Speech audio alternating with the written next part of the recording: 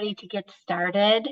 Welcome to everyone joining us live and by recorded video to this month's Let's Talk Solutions, focusing on grant applications and our Ask a Grant Writer Expert series. Today we'll be covering best practices for creating web applications, leveraging advanced Foundation Cloud features, and we'll have some live Q&A with Catherine Hagenbusch. So I am A.B. Strom, your Director of Client Success, and today you'll be hearing from Catherine Hagenbusch, who has extensive experience with being a grant writer, and Jeff Armstrong, our Chief Innovation Officer. A couple of housekeeping items. We will be recording today's presentation, and you'll be able to find this and previous recordings on NPAC's knowledge base. Also, if you have questions during the presentation, please use the Q&A function at the bottom of your Zoom screen. We will be monitoring your questions, and we'll make time to have an open dialogue. With this, I'd like to hand it over to Catherine. Take it away, Catherine. Hey everyone, my name is Catherine Hagenbusch. I'm a junior project manager here at NPAC, and I've been working on our implementation team since last July. Prior to that, my career was in nonprofit fundraising with 6 years of full-time grant writing. And I applied for grants from foundations, donor-advised funds, religious organizations, businesses, government funding. And these funders ranged between local funding, national sources of funding, and gave grants of various different sizes. Over the years of grant writing for me personally, I really appreciated when applications had clear timelines and when there was the option to give feedback or have a dialogue with a funder about the project we were working on. And I also found it challenging when it wasn't easy to navigate through the entire application at the start of the process, or when a grant required information that wasn't relevant to my organization. So we'll dive into some of these more in depth in today's webinar. So today I'm going to share an overview of a few best practices for supporting your grant seekers, along with some examples of things I've seen that I found really helpful as a grant writer. The topics will include simplifying your grant application process and how to ask meaningful questions. And I know that all of you have a great deal of knowledge as well about what works well for you and for your applicants. So I hope today you can leave with a few new ideas to try and also share with us some of your best practices. So let's start with some ways you can simplify the application process for your applicants. All 3 points on this slide are ways you can support your applicants before they even start filling out your grant application. So the first way is to provide transparent timelines. The more information that you can provide to your grantees about timelines, the better. For example, consider not only including the due date of the application, but also potentially include your internal review meeting date, or the date that applicants will be notified about their award status, the date the award would be released, the spending timeline, and future reporting dates.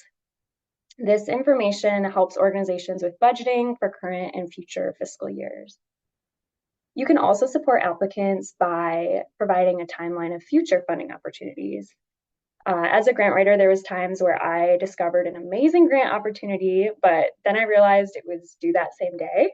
And unfortunately, we just wouldn't be able to put together a quality application in just a few hours. But I found it really helpful when the funder had on their website or on the application the upcoming funding cycles and timelines so that our team could mark our calendars for the next opportunity. Also, it's really helpful when the funder can clearly note if the opportunity is open or closed, and note if the deadline is fixed. So like if it has a specific time frame for application submission, or if it's a rolling deadline and applications are accepted year-round. Next, consider providing applicants with an application preview. This may look like creating a PDF version of the application and putting it on your website so grant seekers can review it in its entirety before they start. At one organization I worked at, we sought funding for different programs that we offered, and it was really important for me as the grant writer to consult with different teams. So our programs team, our finance team, our operations team about the funding before we pursued it. So a downloadable application preview allowed me as a grant writer to share the application easily with other colleagues and determine if we have the resources necessary to complete the application. If you do this with a application preview, definitely try to ensure that the preview shows any character limits or word limits for the answers so that your applicants can have that in mind and have it on their radars early on.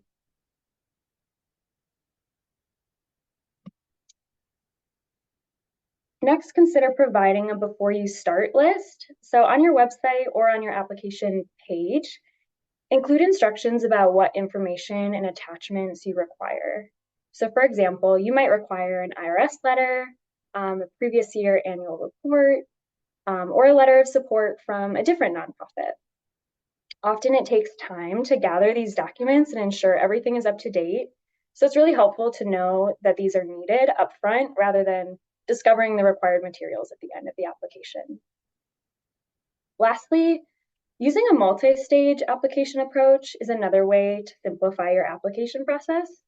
Maybe you have a grant and the application requires a lot of information, some really in-depth answers, and a really robust budget template. For these applications, consider breaking the process into multiple stages.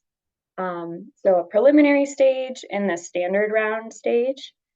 The first preliminary stage is a bit like a letter of intent with a few shorter questions. And your reviewers can use your applicant's answers on that preliminary stage to determine if the applicant is a good fit. And then you can promote the qualified applicants to the next round, which would be the standard round. For those who are promoted, they move on to the standard round and can complete that full application with the more in-depth answers. From my experience, a preliminary round was really helpful because if the funder denied us in that first round, it saved our team that time and energy of filling out a long application that perhaps we weren't eligible for or we weren't competitive for in the first place. These next two slides outline some best practices for asking meaningful and effective questions. First, it's really helpful to define the terms that you're using in your questions because across the nonprofit sector, terms might be understood a little bit differently. For example, there was one grant I was working on with a team who runs an environmental education program. And when the grant application asked about sustainability of their program, my teammates initially interpreted that as environmental sustainability, but the funder was asking about how the program would be sustained financially after the grant funding runs out. So just by providing brief definitions about the term you're using in your questions, you can help reduce that confusion, especially for your first-time grant seekers. Similarly, it can be helpful to provide an example answer. So for this one, maybe ask yourself, is there an important question on your application, but historically your applicants have answered it in a way that didn't quite get you the information that you were looking for? And if that's the case, consider maybe providing an example answer, even if it's really vague, to guide your applicants down the right track. Next, what are some of the best practices for asking your applicants about demographic information that you need from them? So you may need to ask about the demographics of the applicant themselves, or the organization's staff, the board of directors, or the population they serve. Consider making a note in the question just about why you're asking. So for example, let them know, this particular scholarship fund is only available to female applicants, etc. Generally, when providing a list of choices related to demographics, it's helpful to offer an other option and a prefer not to answer option. So for example, for gender, some applications will list options for male, female, non-binary, other, and prefer not to say. Another way of asking meaningful questions is with the way you ask about measuring success.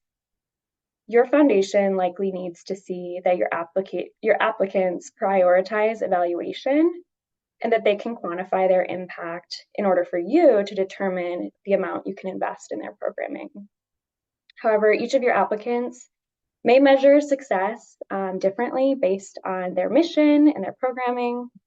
So for example, a food pantry is applying for a grant and they may measure success qualitatively by the number of households that they serve. And also they may collect qualitative data like how an individual's quality of life is improved by having access to food. So when asking about success for your applicants, consider going beyond just providing them with a number field to quantify their success, and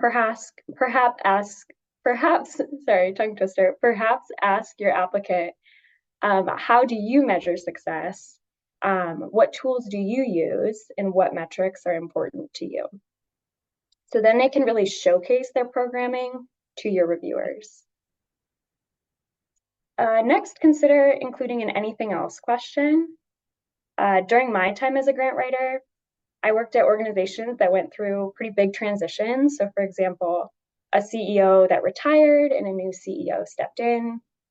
At another organization, we went through a significant rebranding. And so our organization actually changed its name and all of our programs changed their names.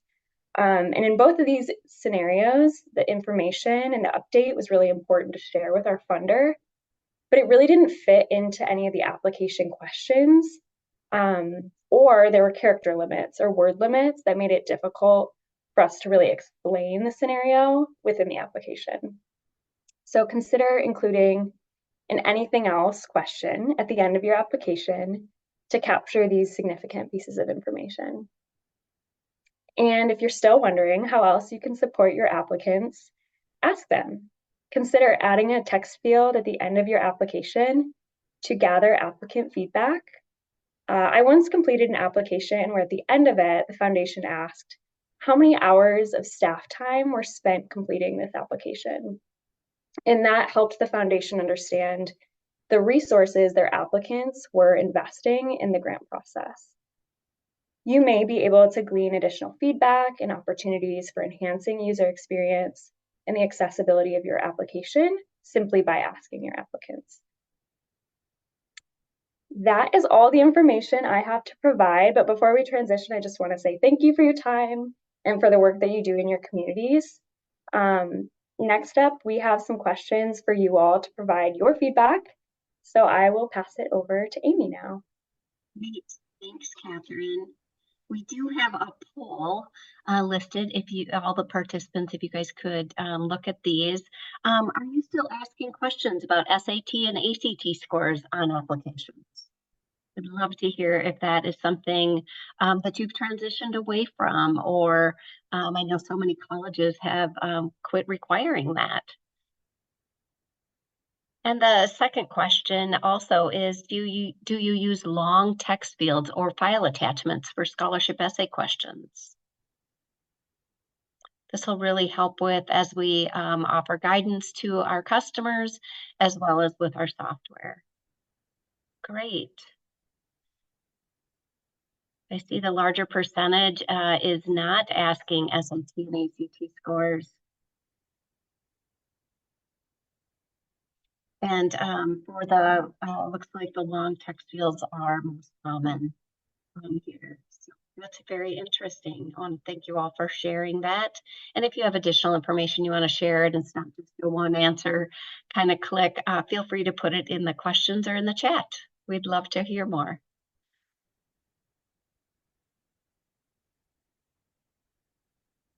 We can share these results as well.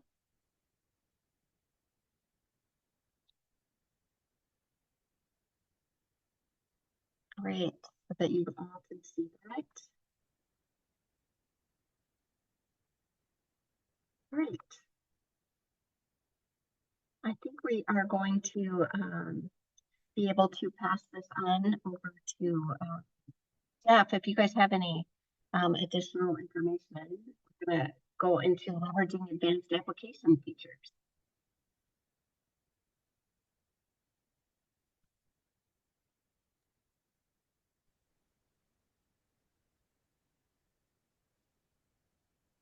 Well, Amy, I don't see any questions in Q&A or in chat. So if there's nothing else, I suppose I could go ahead and start sharing my screen. And actually, I'm not going to share my screen. I think we have one more slide to look through here.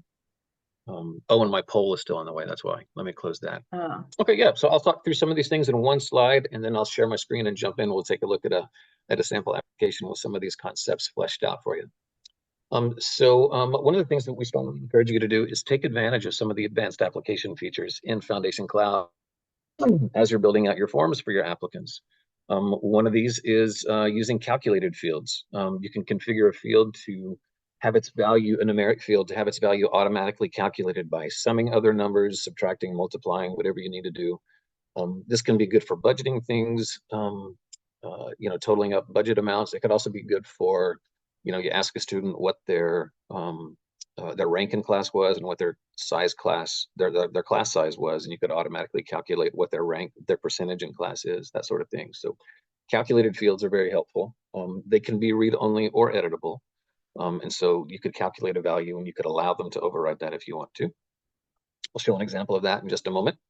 Another advanced field is a conditional field. So if you answer yes to a particular question or no, or if you choose a particular value from a dropdown, then you can cause hidden fields to suddenly become visible if they're now relevant to the applicant.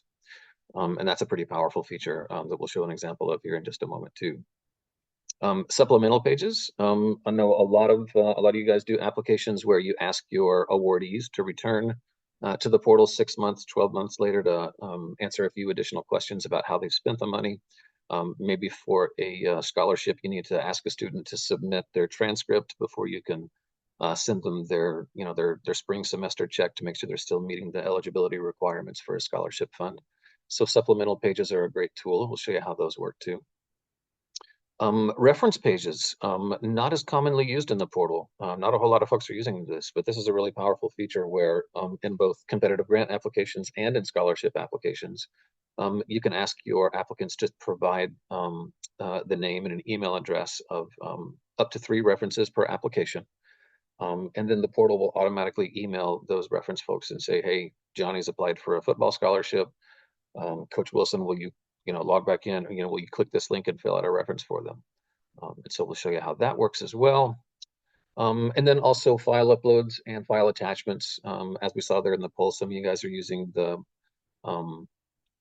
essay questions. Some of you are using file attachments and uploads. We've got some flexibility on how those work as well. So I'm happy to jump in and show how those work. On our essay questions, you can have character counters on theirs. And so you can say, only up to 500 characters or 1,000 characters that they can type in. We can even do word counts too. You can choose, do you want a character counter or a word counter? So for an essay on a scholarship application, you may want to count, 500 words or less, blah, blah, blah. So we'll show how that works as well. So let me go ahead and start sharing my screen here, Amy, and we will take a look at an application that I've put together just with some sample questions, some of the things that we've just discussed. Hopefully everyone can see my Foundation Cloud portal screen. All right, thank you, Catherine. I saw your head nod. We're going to go ahead and log into our demo portal here as a grant applicant. This is a competitive grant applicant. And as I log in, you'll notice I immediately got a couple of important toast messages pop up here. One tells me that I'm working on behalf of a particular organization, and if I want to apply for grants on behalf of multiple organizations, if I'm a professional grant writer like Catherine, I can choose that organization from my account page. It's letting me know who I'm applying on behalf of. The other notice we got there was that I've got this new community garden application. This grant has follow-up actions that need to be completed. So this means I got an award and I probably have a supplemental that I need to do. So I'm going to click on this and jump into this. This is the My Grants screen, My Awards. And it looks like for this particular new community garden grant, I submitted this already. I already got one payment paid. I've got another one still scheduled, but I still haven't submitted my 6-month follow-up report. So this is a supplemental page in the application. When the foundation set up this application, they may have created, a 4 or 5 page application. It could have multiple stages, some preliminary pages, some main pages, if you will. And then they've set up at least one supplemental page here for me to go fill out. So this would take me to that one page. This is my supplemental page. And it's just got the additional questions that I need to fill out 6 months after having received the grant. So this is all part of the application process.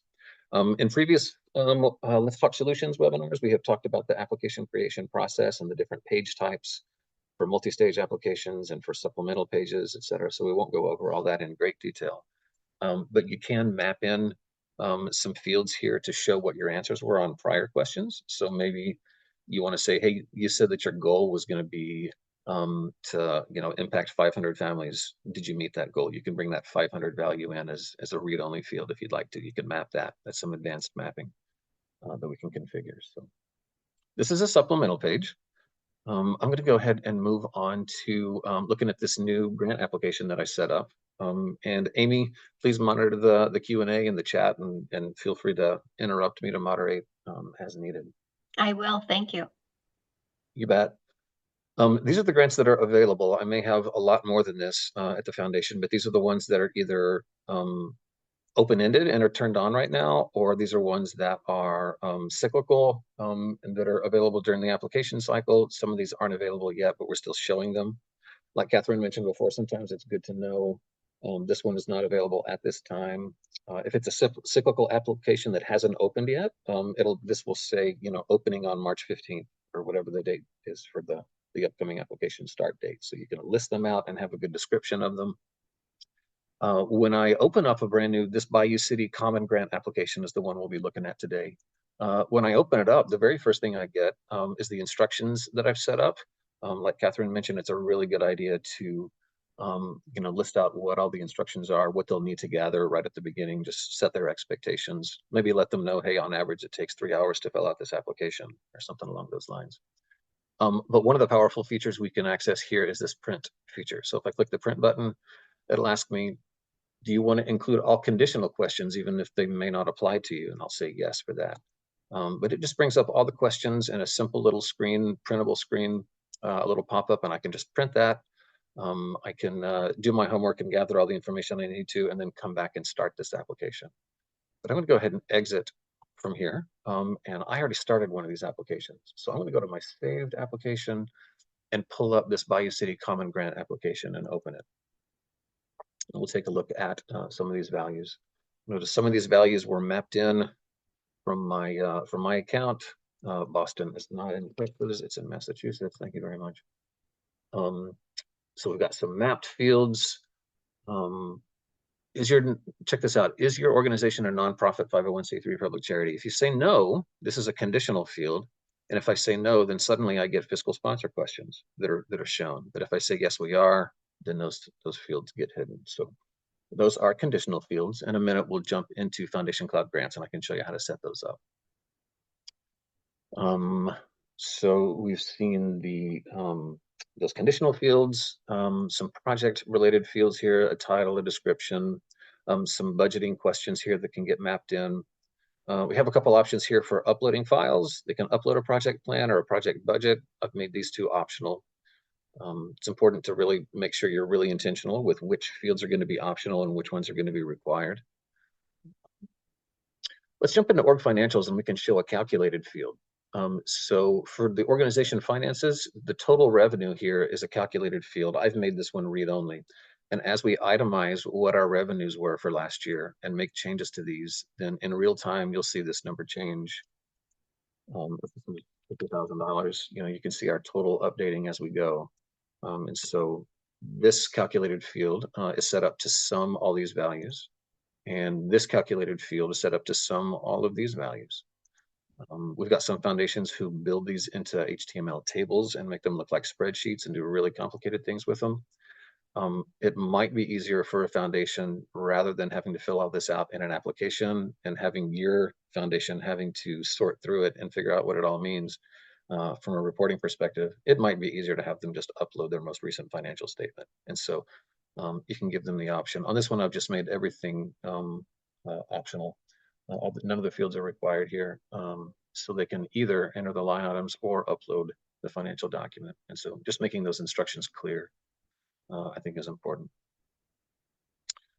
For file uploads, you can set the size limit. You can set the file type limits if you like to. By default, we allow image files, PDFs, and Office documents. So spreadsheets, Excel files, Word documents, PDFs, even PowerPoint presentations, movies. You can set a size limit, no more than 25 megabytes per file. You can override those if you like to, but we've got some security in place to make sure no one uploads executable files or scripts or whatever to mess with our cloud servers, right? But those can be changed on a per field basis. The impact page here has a couple of essay questions that that I want to show you guys right here. This one is an additional question. Would you like to share any additional demographic information besides all these? As we're typing, you'll notice this is a 500 character limit, and as we type, it counts us down to that 500 character limit. Like I mentioned before, you can do either character limits or word limits on these. And so if you're wanting to do an essay, like for a scholarship application, sometimes those are word limit, not character limit options for you guys as foundations. A couple of other real meaningful things to show here. One is a reference field. And so I've chosen to put one reference into this application. Please provide the name and email address of someone willing to serve as a reference for your organization. You can put additional, instructions into this if you like. I'm just going to use my email address. As Catherine mentioned, this is a really good idea. Is there anything else you'd like us to know about your organization or your project? Give them an option to fill out to give you any additional information. And then what I've added down here is another one of Catherine's ideas. These two final questions are optional. We strive to publish the best applications possible. Your feedback would be greatly appreciated. How long did it take you to fill out the application? And do you have any suggestions for us? Right. So just a couple of good ideas there. I'm going to go ahead and submit this application. It's asking, are you darn sure? And I say yes. And then it's going to give me the thank you text that I configured for this web application. Whatever information you want to communicate to your applicants at this time, it's a good idea to get that into your application configuration in Foundation Portal. They'll get an email thanking them for their submission. And then it's taken them back to their saved grant application. And you'll notice the status of this one was created and now it's submitted. And it looks like I've now got an uncompleted reference. We sent a reference to this guy. That's me, of course, and I haven't yet submitted it. So at any time, I can log back into the portal and see, does this person have an unsubmitted reference? So I'm going to go to my Outlook on my other monitor here and see if I just got an email. Indeed, I did. Reference requested for grant applicant. Hello, Jeff Armstrong. Grant applicant, that's the name of this user I've logged in as, grant applicant. It'll have a more meaningful name. Has filled out an application and has named you as a reference. Please take a few minutes to visit our site and fill out a reference online. And so I just click on this.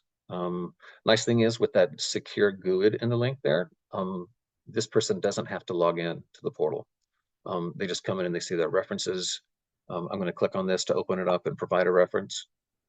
As a reference, I've got the record already open somewhere. But as a reference person, this is what I see. I can see a summary. You choose, as the foundation, you choose which fields you want them to see in this summary. You may want to hide certain things. You may want to show certain things. This is the relevant portion of the application that I can review and say, okay, they're asking for $250,000 for a $450,000 project. And then these are the questions that the foundation has set up for me to answer. And I think these are all set up as required, but I'd fill this out and submit it, and it would be part of the application that comes into Foundation Cloud Grants. So I'll jump over to FCG and show how to configure some of these things. But before I do, Amy, let me come up for air here and see, do we have any questions in the chat, any Q&A? We do not. Okay. I think we can keep moving forward. Very good. I'm hoping no news is good news there. Let's jump over to Foundation Cloud Grants. I'll go ahead and pull up this this web application that we just set up. Show you a couple things on this application. This is the name of the application that we showed. The instructions that we showed at the very top are things that we can set here. These are the application instructions. I set this here. This little pencil editor lets you go in and set whatever instructions you want to. Once I submitted the application, The main stage for this application, this is a submitted message that was shown there. You'll want to set this as well. This typically goes into the email confirmation that the applicant receives. Once they do their submission, they'll get an email. Thank you for submitting. It'll have this content in it, and then additional information if you choose to put that into your template in the portal. So there's that sort of configuration. These are the pages of the application. If I wanted to do a multi-stage application, Sarah Griffin at Amarillo submitted a couple of questions ahead of this call. Sarah, thank you for submitting those early. One of the questions was related to a multi-stage application. We're not going to spend a whole lot of time on that today. But if you're doing a multi-stage application, essentially what you do is, in addition to your standard pages, you also set up a handful of pages which you mark as preliminary. So when your applicants log in, they'll only see the preliminary pages, and so that may just be 2 or 3 pages of simple questions. You can then weed out the ones you don't want, and then the ones you want to advance on and make them finalists and ask them to come back and fill out more information.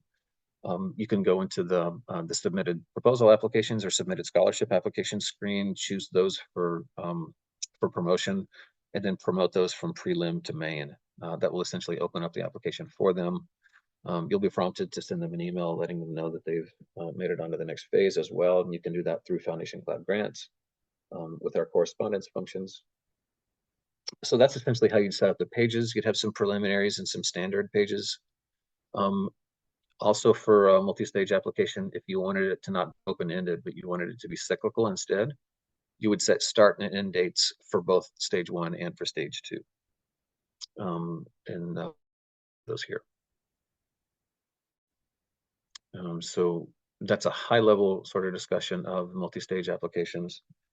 You also asked about reviewing and scoring. We haven't talked about that much in recent months, and one of the reasons is we've been waiting on a new feature to come from the product team. So we're going to be doing an upgrade this upcoming weekend. I'm stealing Jessica's thunder. She's going to send you all an email tomorrow announcing that. But this weekend we'll be doing an upgrade to Foundation Cloud Grants, which is going to include the admin scoring screen from GE Classic. We're bringing that over into NXT, simplifying it, making it a lot easier to use than it was before. But that's going to allow you to see your applications and their scores in a single screen, and then pick the ones you want to advance, pick the ones you want to decline, do correspondence from there as well.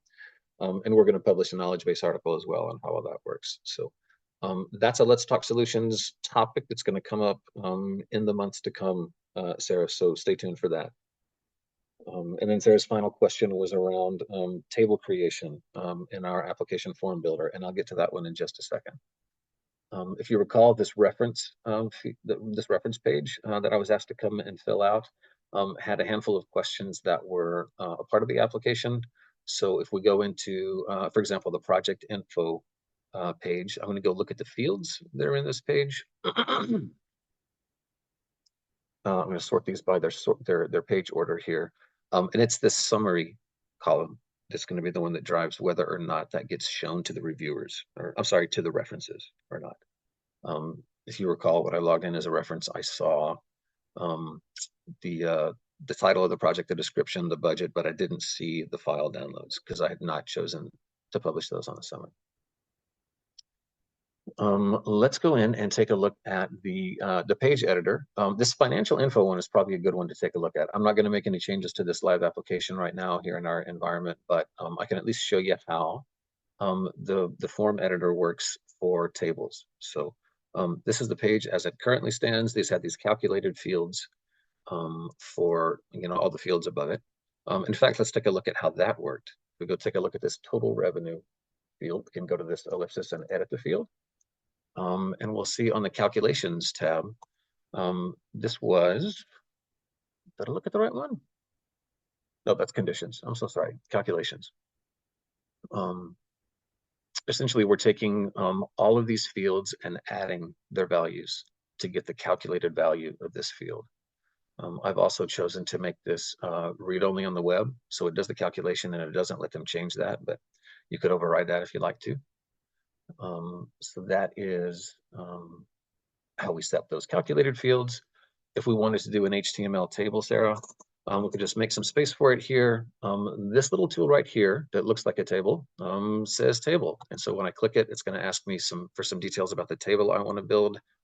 Let's do 6 rows and 2 columns. And it's going to go ahead and create a 6-row, 2-column table for us. I've already got these fields, and if I wanted to just drag them in, I could use this little icon here at the top left and just drag it, move it right up into there. I could move this one up into the 2nd column, which got made very tiny, but put that in there, etc. I could drag things around. Probably would have made more sense to make it a 4-column, so I could drag the labels up there as well. But you can do that. You could also just regenerate the form completely from scratch. If you change the order of things, make some of them inactive, delete some fields, add some fields, and just start all over, then you can just regenerate the form. It's going to ask you how wide you want the columns to be. I did about 250 pixels wide, and that made this is the width here of these columns is 250. That's what this looks like. So it's just all the fields laid out in order. But I've just lost all of my instructions, so I'm certainly not going to save the content on that one. Adding instructions on these pages was really straightforward. Essentially, you just generate the new form, and then once you're done, just go in and add some instructions here. You can put links if you want to put a link to your own website or something else. You can include links to images if you want to. Anything you need to on these. This is a full functional HTML editor, so lots of flexibility in how you build out your forms. So I think I answered all of Sarah's questions. Amy, any questions pop up here in the chat? No, we no questions so far. Okay, well, in that case, let's you want to go ahead and open it up to Q&A, Amy? Oh, let's see. I think we had another person. No, Sarah said thank you, Jeff, Okay, in the you bet. chat. So yes, if anyone has any questions about their applications that they've created, or they're looking to create a new application within Foundation Cloud Grants, or even if you have questions for Catherine with her grant writing experience, feel free to pop them in the chat or in the Q&A, and we can sit here online if anybody would like any additional guidance.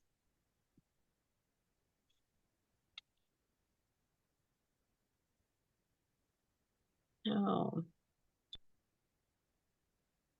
All right, well, we will, here's one. Michelle asked, Jeff, numerical values tend to have several placeholders after the decimal place. How do we fix that?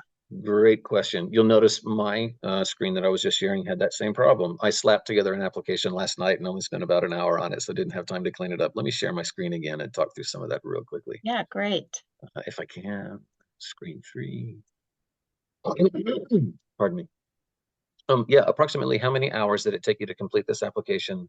2.0000. Yeah, last night I just put a 2 in there and it gave me all this nonsense. So this is on the review and submit page, and it's the hours question. I'm gonna go ahead and exit. Let's go back to Foundation Cloud Grants. Let's go back to this review and submit page. I'm gonna go to the fields list, and the question was, I'm going to sort by order again. The question was this time spent. It's a number. And so I'm just going to edit this and see some advanced options on this screen. It's a number. Do I want to format it with a specific type of number? I could do percents. I could do phone numbers, etc. We don't want to choose a particular format. We could do a custom format if we know .NET coding, which most of us don't, and I've forgotten a lot of it, so I don't know how to do that. But the field style, I think, is where we want to go. So we could do a short number, a long number, lots of different options here. Let's see what a short number does for us. I'm going to go ahead and save that. And it says your changes require this field be removed and re-added to any application pages. So what I'm going to have to do is go back to review and submit. Let's go back to this layout editor here. I'm going to scroll down to this time spent question. I'm going to select this and delete it, select this field and delete it. One of the cool features in this editor is we can do a check to see, are we missing any fields? And of course, now I am missing a field, this time spent field. So essentially what I can do here is I want to add it here. I'm going to go to the time spent. this is the number field, and this is the label. So I'm going to drag a label here, and then I'm going to drag the number field here, and clean it up just a bit. Then let's save this. I'm now going to go back to the portal and open this up and see if that made a change. It didn't.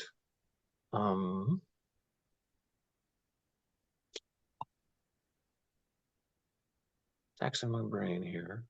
I think what I want to do is edit this field and try one more thing. If this doesn't fix it, we'll get a hold of the support team and get this figured out. I want to say for a custom format, I want to do an N0 numeric with 0 decimal places, and get rid of that. Let's see if this does the trick. Again, I'm going to have to remove this field and re-edit.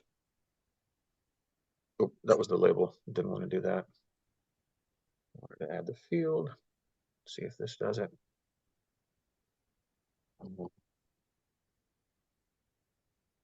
And then let's save this, and I'll try it one last time.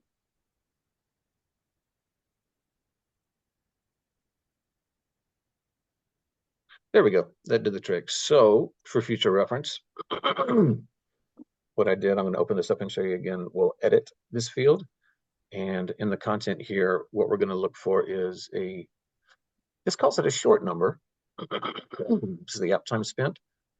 In the format, I typed in N and 0, but it looks like this is a short number field is what we're going for. It'll have commas if you have more than 1,000, but short number should do the trick. So format short number is the answer to that one. Great, thank you. Hope that helps. There's another question, Jeff. Crystal is asking, what is the best knowledge base article to start building a new application? That is a great question.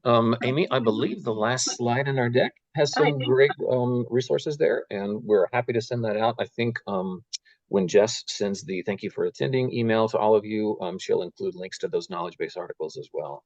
Yes, I believe those are coming up shortly here. You're welcome, Crystal. Let's see. Oh, we have another question, Jeff. Okay. One of our grant programs requires staff to reach out to applicants for additional information based on the type of project they include in their application. This is not something that applicants will self-identify correctly much of the time. Is there a way to add additional information to an application submitted through this software so that it becomes one document to share with the grant review committee? Great question. Yeah, if your applicants were savvy enough to know specifically, if I choose from a dropdown the exact right response to that question, then you could make some conditional fields that only showed up when certain ones were selected. But if you're not trusting their answers, then what you might want to do, if I jump back to Foundation Cloud Grants, we'll go to the web application. Come back to, here we are to the web application. It might make sense to set up some supplemental pages for your 3 different types of, whatever the 3 different options are that your projects categories fall into or whatever. You may want to set up 3 separate supplemental pages there. And then you would essentially need to set up in your proposal workflow steps, you'd need to set up workflow steps that would drive those supplemental pages so that you could go in and say, yes, we've confirmed that it is type A and not type B or C, in which case it would open up a supplemental page for them.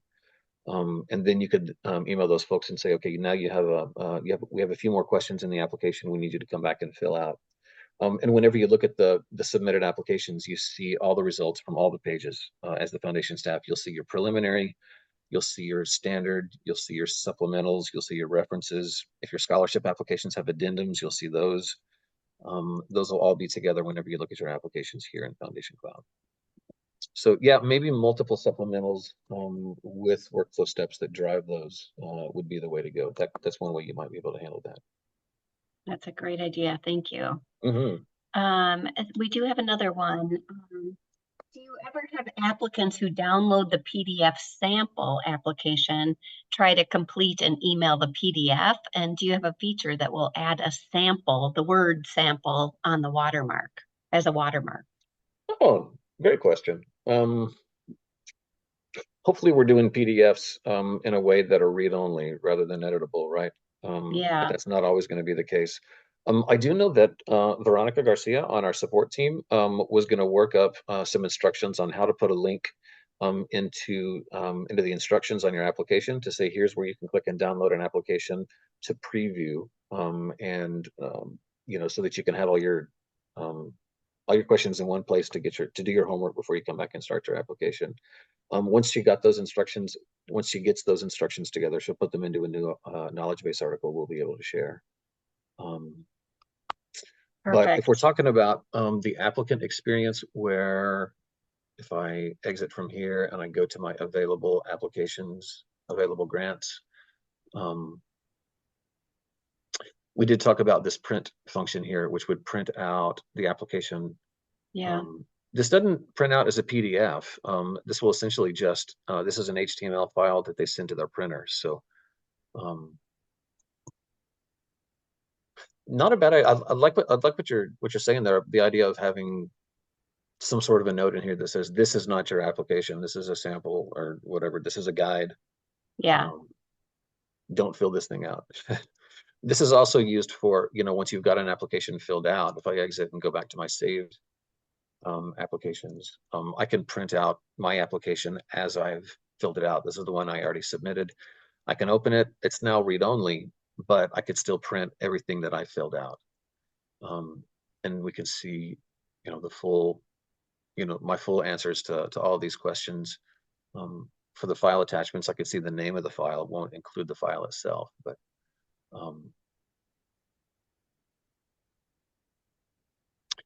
screen system, the dual good. screen function here. Yeah, we'd have to think about exactly how we did that. That's a great product feature. That is a great idea. And this is probably a good time to mention user voice. Amy, did I steal your thunder? No, go ahead. Go ahead. We have I'll say it again later anyway. Yeah, there you go. User voice is a great platform. If you haven't used it yet, you can log in and make product recommendations. Not a place to report bugs per se or get support, but it's a place to make suggestions on ways we can make the products better. You can log in and see what other folks have submitted as their recommendations. You can upvote, downvote. It really gives our product team great information to go on. It's a really good tool. So that's one we'd recommend putting into user voice and maybe getting some more feedback from other foundations on how it would make sense for them. That is a great idea. Julie wanted to thank you for helping her out with those numerical fields. She will go back and fix her numerical fields all. Good luck, Julie. And thank you. So we are good to go on all of our Q&A. Please feel free to reach out to us if you do have more questions that you'd like us to cover, or if something wasn't included in this that you were hoping. I'm going to go back to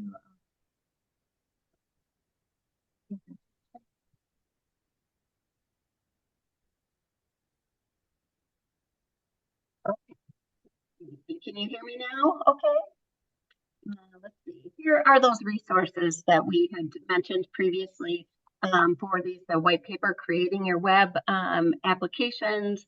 All of these will be included in the recording that gets sent off to you so that you have these at your fingertips. Here is our contact information for both Jeff and I. We do know how to get a hold of Catherine. So if you have additional questions for Catherine, please feel free to reach out to one of us and we will get those sent off to her. And I want to thank you all for joining us today and for asking such meaningful questions and moving forward with your grant applications. We will see you all again on Wednesday, May 15th for our next Let's Talk Solutions. And as always, if you have additional topics, please reach out and we will get something teed up. So thank you all for joining us today. Have a great day.